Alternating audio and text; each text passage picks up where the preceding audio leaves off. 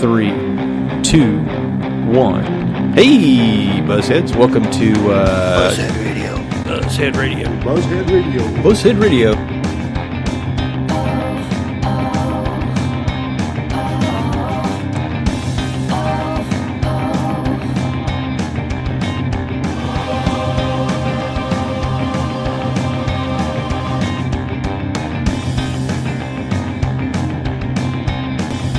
Curtis Tucker and Todd Wheeler here on BuzzHead Radio. We're getting ready to interview Richard Sterban with the Oakridge Boys. He does the Mow Mow. There he is, from Tennessee. Oh, cool. Ready? Well, maybe. Hello. This is Richard Sterban with the Oakridge Boys. Boy, I can tell by the voice right away. It is quite a privilege to have you here on BuzzHead Radio, coming to you from Enid, Oklahoma. Yeah, you guys are coming to town the 4th, I believe, of August? We are coming on the 4th of August, right, and we are certainly looking forward to it. You know, I can speak for all the Oakridge Boys, and I can tell you we plan to have a great time. We're looking forward to it, and I want to, right at the very beginning, I want to thank you for allowing me to, first of all, to talk to you and to your listeners out there, and then thank you for, promoting the fact that we are coming to town. That's something that we appreciate, and we do not take that lightly. We really do not. So thank you very much. Yeah, and I can tell you that people here in Enid, Oklahoma are very excited to have you guys coming to town. Todd and I, we've interviewed, we've interviewed Garth Brooks and Gene Simmons from Kiss, and we get people's reaction. There's people split down the middle. Either they like them or they don't like them. But I guarantee you with the Oakridge Boys, everybody that we've told that we're going to be interviewing you says, oh man, you guys are so lucky, or we love the Oakridge Boys. And so you guys have been able to stay on the positive side of things your whole career, and I just find that fascinating that I never find anybody that doesn't just love the Oakridge Boys. Yeah, and actually, Richard, you seem to be the favorite around here, because I was talking to people earlier today. Oh, okay. And said, we're going to interview one of the Oakridge Boys. And they're like, well, which one? I said, Richard. And they're like, is that the bass singer? Or is he, yeah. Like, oh, yeah, he's our favorite. Or I got a lot, that was my mom's favorite, or is my mom's favorite. Well, we still love doing what we do. Like I said, we're looking forward to coming your way. And, we still look forward every night when we're on the road to take, getting on stage, taking our music live to our fans and to our audiences. That has not gotten old. And, we're still having fun doing this. Well, and we do not plan to retire anytime soon. Well, that's good. And I think as long as the good Lord above keeps blessing the four of us with good health, we're going to keep doing this because it's what we love doing. Yeah, you guys are touring about half the year, it looks like, almost? We average about 150 days a year on the road. And, this year will be no exception. We're somewhere in the 140s right now, and we've got a few holes we're trying to fill in the fall and at Christmas. And we'll end up with 150 and maybe even a little bit more this year. But that's kind of what we average doing, about 150 a year. Wow. Now, do you guys get to take family members? Do you have family members that come on tour with you, or do you guys? Have you toured so long that the family's kind of like, nah, we don't want to go this year? Well, we have such a large entourage of people on the road that it's families just do not come along very often. It's not a practical thing. There's not really enough room on the bus for. We have one spare bunk, Yeah, well, and your family's probably grown. Yeah. So now if we go to a place where we're going to stay for several days, which does not happen very often, but sometimes families will come out and join us there. But for the most part, families do not travel with us. Okay. Now, you guys, you four have been together, around 45 years? Is that correct? Yeah, I joined the Oakridge Boys in 1972. Joe Bonzo came a year after me in 1973. So we've been together. This foursome has been together since 1973. Believe it or not, William Lee Golden joined the group in 1965. Oh, wow. And Dwayne Allen came a year later in 1966. So they've been in the group for over 50 years. Man. So that's pretty mind-boggling. We've been able to experience longevity in the music business. That is for sure. And that's saying something these days. Now, real quick, You're calling this the Celebration Tour. Why is it called the Celebration Tour? Well, because we enjoy doing what we do. We love celebrating. We love celebrating life. We love celebrating our history. I think there's not a group around that has more history than the Oakridge Boys, and we like to celebrate that history when we walk on stage. You know, we love celebrating the fact, and we have a lot to celebrate.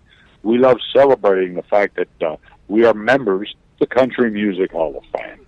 You know, when I look back on all the great things that have happened to us, being inducted into the Hall of Fame probably comes at the top of that list. So we celebrate that every day. You know, there's very rarely does a day go by when I don't think, you know, wow, I'm in the Hall of Fame. You know, it's pretty special. And the Gospel Music Hall of Fame too, as well.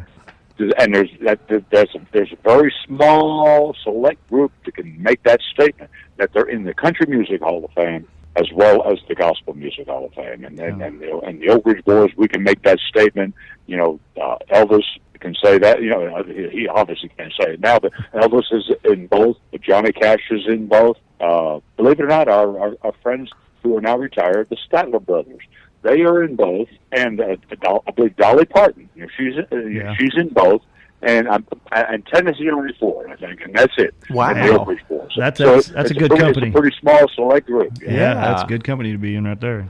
Well, you opened the can of worms on the Elvis subject. So because August 16th is going to be the 40th anniversary of his death, we just want to ask you a couple questions about. I kind of read through your book. I couldn't read the entire thing, but I kind of read a lot of the Elvis part of it there, and I guess you guys sang back up to Elvis as was the name of your kind of group, the Stamps. Is that right? The backup group for Elvis. Yeah. Well, you know, prior to joining the Oakridge Boys, you know, I signed with J.D. Sumner and the Stamps Quartet for about 2 years. And for about a year and a half of that time, I was honored and privileged to sing with the King, of rock and roll. Yeah. I was able to sing with Elvis. And you know, back then when I was there with Elvis was probably to it. I think he was the largest star in the world, the biggest star. That was the prime time right there. Yeah, there's no doubt about it. And so his tour was probably the biggest tour in the music business. And so to be a part of that was very, very exciting. It's something that very few people can say. And I was able, you know, to be a part of that. You know, but I have a book out that talks about that. You know, it's called From Elvis to Elvira, and you know. If you're an Elvis fan, there are great Elvis stories in this book.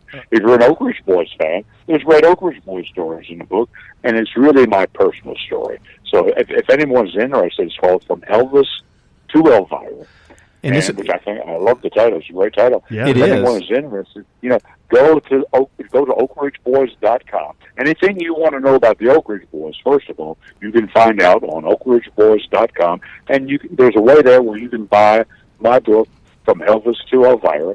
You can download it off of Amazon, or you can wait till we come to town and you can buy it from us. Oh, great! Yeah, I'd rather do that, and then you get an autograph too. Yeah. Now, let me ask you real quick: Did you personally write the book, or did you have kind of like a writer that helped you? I am not a writer, and I do not pretend to be a writer. You know, but like I told you, you know, I sang and spent some time with Elvis, and for years. You know, when people found out that I used to sing with Elvis, they would always want to know, you know, what kind of a guy was Elvis? Yeah. What was Elvis like? You know, tell me some Elvis stories, you know. And so I got to thinking, after talking about it for, you know, so much, you know, I got to thinking, you know, maybe I should write some of this down. Absolutely. So what I did, I got together with a good friend of mine, because like I say, I'm not a writer. I got together with a good friend of mine named Steve Robinson. He is probably the best Elvis historian that I know, and he's also a great writer. And I spent a lot of time with him. It took us about a year, you know, to interview, and we interviewed other people who were around back in those days.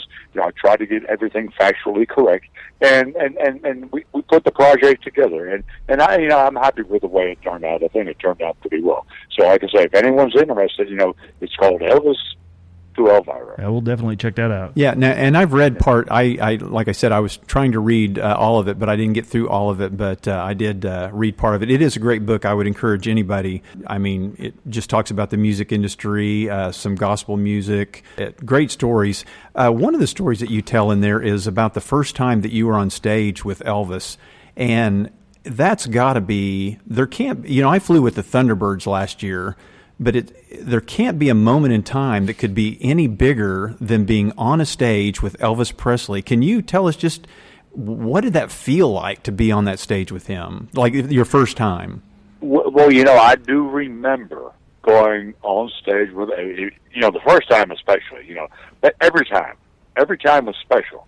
You go on stage and they play that theme from 2001, yeah. 2001 Space Odyssey, and Elvis would make an appearance. The spotlight would hit him, and it was like magic. It was like it was hard to describe the feeling that you would get. It was so special. Once you saw him on stage, you realized why he was the biggest star in the world. The building was bright. It was like broad daylight because of the flash bulbs. Wow! It was not just the first time I went on stage with Elvis, but every time I went on stage with Elvis, it was that way. The only other thing that I can come close to comparing it to, and this is in my book, believe it or not, is the Oakridge Boys' relationship with Johnny Cash. Oh wow! The only other guy that had that something special to me, was Johnny Cash. Just like, the first time I ever met Elvis, you could feel him walk in the room. He had such presence, such magnetism. The same thing can be said for Johnny Cash. Johnny Cash had something that, and I do remember being on the side of the stage, and you can read about this in my book, as I say. I remember being on the side of the stage, waiting to go, to sing with Elvis, and not Elvis, Johnny Cash, dressed in, he was called the Man in Black back then, Uh-huh. He would go out in a black outfit with a black stage, and then he would, in this big booming voice, he would say, "Hi, this is Johnny Cash," and then the spotlight would hit him, and once again, it was like magic. Wow. It was hard to describe the feeling. It was pretty special. So that is the only other thing that I can compare, to Elvis walking on stage was Johnny Cash walking on stage. Wow. Musically wise, you have led a very blessed life. I mean, to be able to be there and be on stage with those two, that is just great. Yeah, I'm jealous.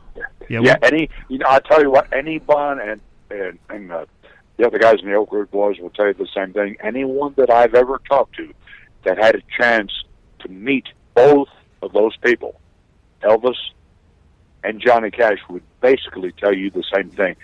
Both of those men had something so special. You would actually feel their presence when they walked into the room. It was just like magic. It was hard, and it's almost hard to describe it. Imagine. It was certainly special. Wow, that's cool. And getting off on a little bit, they call you guys the Oaks nowadays. How long has that been going on? Pardon? They call you guys the Oaks. It seems like they've shortened the name from the Oakridge Boys to the Oaks. That is something we never officially shortened our name from Oakridge Boys to Oaks, but that is something that our fans and people that are close to us started calling us the Oaks. Affectionately. Yeah, exactly. But we never officially changed our name to that. No. Okay. All right. And then how are the other guys doing? William, Dwayne, and Joe. Oh, they're doing fine. Right now, believe it or not, we're on a little bit of a break. We're on a little vacation right now. Oh, cool. 10 or 11 days. I'm in New Jersey right now. Oh, wow. I'm where I'm from originally, and I'm at a place called Ocean City, New Jersey, which is on the Jersey Shore. Yeah. My sister has a beautiful condo here, and I'm here. My wife and I were here visiting her, and I'm sitting on her deck, and I can look out over the ocean. Wow. It's beautiful here. And each guy's kind of like going his separate ways during this little time. But everybody's doing fine.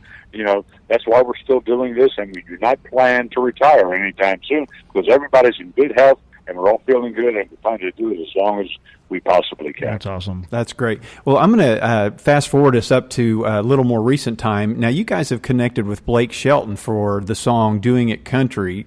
How did that all come about? A lot of great things have happened to us, over the years. As I told you earlier, probably the greatest thing was, being inducted into the Country Music Hall of Fame. But here recently, our friendship with Blake Shelton has become very, very, very special. Last year, he got in touch with us, and he said that he has a new album coming out. He says, and I have a song on this album. It's called "Doing It," the country songs. And I know the title sounds kind of suggestive, but it's not suggestive at all. It's just really a fun song. And he said, this song would be perfect for you guys. Would you guys be willing to sing on the record with me? And we, of course, we said yes. You can't say no to Blake Shelton. Oh, yeah. Yeah, really. So we said yes, and we showed up for the recording session right there in Nashville. And Blake flew in from California. He was out doing his TV show, the Voice. He flew in for that, and we had a great time. Spent a great time with him in the studio. Recording came off very, very well. We had a lot of fun doing it. A little time passed, and just before the CMA Music Fest last year, he got in touch with us again. And he said, they want me to sing that song on the CMT award show on TV. Would you guys be willing to sing on TV with me?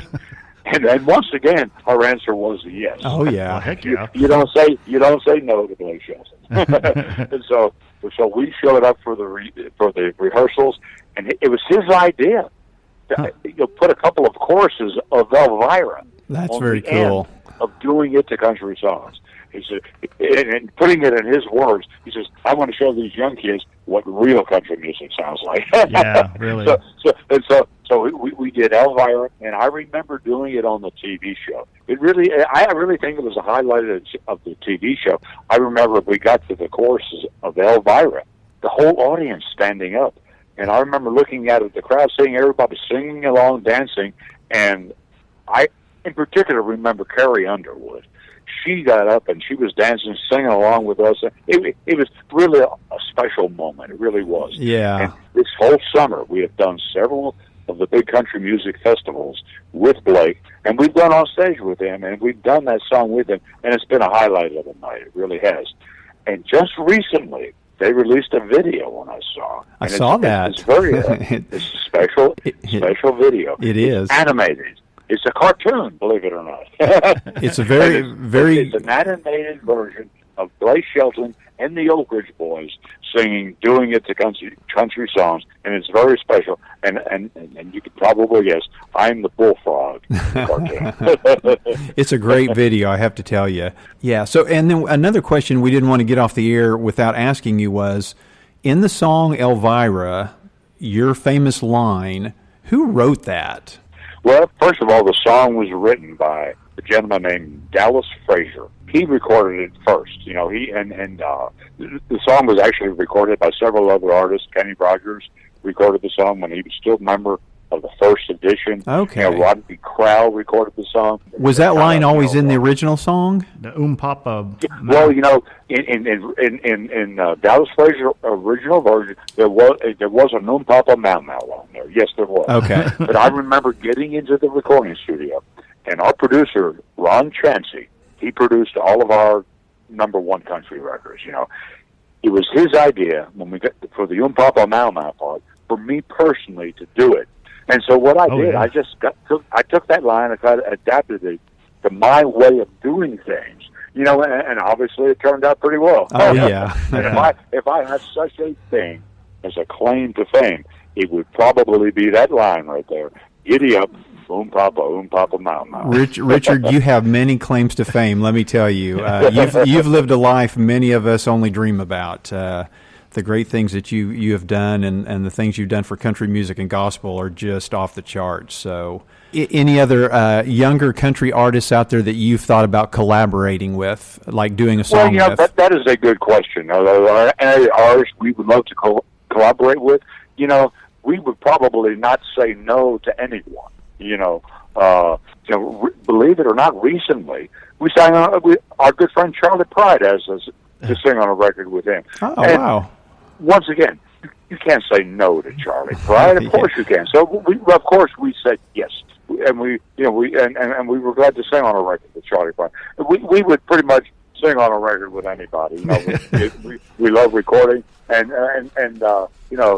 like I say, we would say no to anyone. Yeah, just real quick, we noticed that you're selling the bread and butter jalapenos and the other butters on the website, and we were just curious: were those your recipes, or where did that come from? Well, first of all, that was an idea of our manager, Jim Halsey, Jim has been our manager for over 40 years. And it was his idea to start our own line of jalapenos, and we have jams and jellies and syrup. We have a lot of good stuff. And we met a gentleman named Tony Dry, owns a company, and he uses all the people that work for him are people. They're not really handicapped people; they're special needs people. Oh, and cool! He provides employment for them, but they make these jalapenos. Nice. They make the jams and jellies, and we now have our whole line. And the stuff is really good. I would highly recommend it. You can eat the jalapenos right out of the jar; they're delicious. Oh wow! I love jalapenos, and the jams are great. You can and I've not tried the syrup. Pancake syrup, I understand, is really good as well. So, are you going to have those at the concert available? We usually don't sell those at our swag table. We have T-shirts and books and stuff, but we usually don't sell those in person. It's not a bad idea to make those available in person. Maybe we should. That's something we should consider. You definitely sell some, especially in Oklahoma. I assure you. Yeah. If you think about it, stick one in your bag, and then we'll hit you up when we get there. Hey man, I would highly, especially the jalapenos, the bread and butter jalapenos. I mean, they're so delicious that they're not hot. They get a little tang to them, but you can eat them right out of the jar. They're delicious, and they're delicious on sandwiches and any way you want to use them. Great. Awesome. Well, we're not going to take up the rest of your day. Do you have anything, one last question for him, Todd? No. Well, let me just once again thank you for promoting the fact that we're coming to town. And once again, I'll speak for all the Oakridge Boys and tell you we are looking forward to coming your way. We're going to do our best to make it a great night. And, it's going to be, we're going to do a little, the songs you expect to hear. You're going to hear Elvira, of course. Great. You're going to hear Thank God for Kids, which is always a highlight of the show. You're going to hear Oakridge Boys hits, Y'all Come Back So Long, some gospel, some patriotic songs. That's Just great. A great night of family entertainment. Yeah, so, we look forward. Come on out and spend some time with the Oakridge. We will. Papa, Mama. BuzzHead Radio. BuzzHead Radio. BuzzHead Radio.